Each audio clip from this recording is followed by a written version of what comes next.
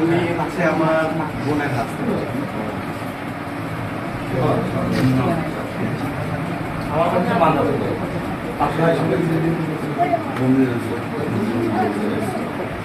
আমি রাস্তায় ছিলাম, আপনার আইনের মূলে রাস্তা চলে আসলাম। গণভবন ঘেরাও করছে সব জনগণ মিলে, আপনারা দেখছিলেন? হ্যাঁ, গণভবন, সংসদ ভবন সব ঘেরাও করছে। মানুষের এত ক্ষোভ ছিল এবং কোটি কোটি মানুষ সেই যে গণভবনে গেছে।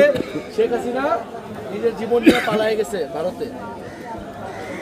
এরপরেই অন্তর্বর্তী সরকার হয়েছে ডক্টর ইউনূসের নেতৃত্বে। এখনো সেই সরকার চলমান ছিল। আমাদের পরে ছাত্রদের থেকে আমরা 3 জন সেই সরকারে ছিলাম, যে যেই কারণে এই আন্দোলন হয়েছে, অভ্যুত্থান হয়েছে, সেই জিনিসগুলো যাতে সরকার পূরণ করতে পারে।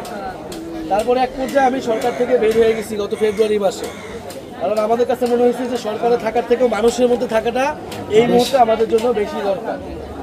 এবং আমরা একটা দল গঠন করছি, নতুন রাজনৈতিক দল। আমাদের দলের নাম হচ্ছে জাতীয় নাগরিক পার্টি, এনসিপি। সংক্ষেপ হচ্ছে এনসিপি। এই এনসিপি মাত্র কয়েক মাস হয়েছে গঠিত হয়েছে এবং এনসিপিতে বেশিরভাগই হচ্ছে আমাদের মতো বয়সের তরুণ, যারা ওই সময় আন্দোলন করছে নেতৃত্ব তারাই।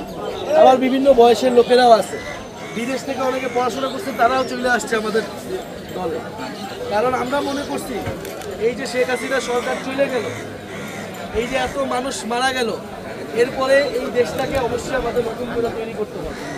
আমাদের দেশের আগের যেই সকল সমস্যা আমরা গত 15 বছর ধরে ফেস করছি, আপনাদের এই যে বিভিন্ন সমস্যার কথা বললেন, শিক্ষার সমস্যা, স্বাস্থ্যের সমস্যা, প্রশাসনের সমস্যা, দুর্নীতির সমস্যা, এগুলা চিরতরে বাংলাদেশ থেকে দূর করতে হবে।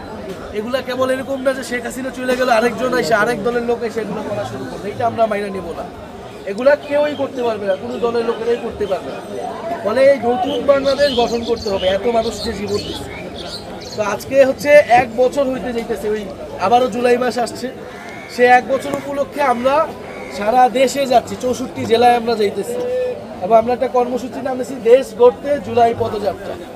অর্থাৎ আমরা একটা পদযাত্রা করতেছি, হাঁটতেছি, পথসভা করতেছি, মানুষের সাথে কথা বলতেছি এবং আমাদের দেশ গড়ার যে আহ্বান, যে নতুন দেশ লাগবে, নতুন বাংলাদেশ লাগবে, সেটা বলতেছি।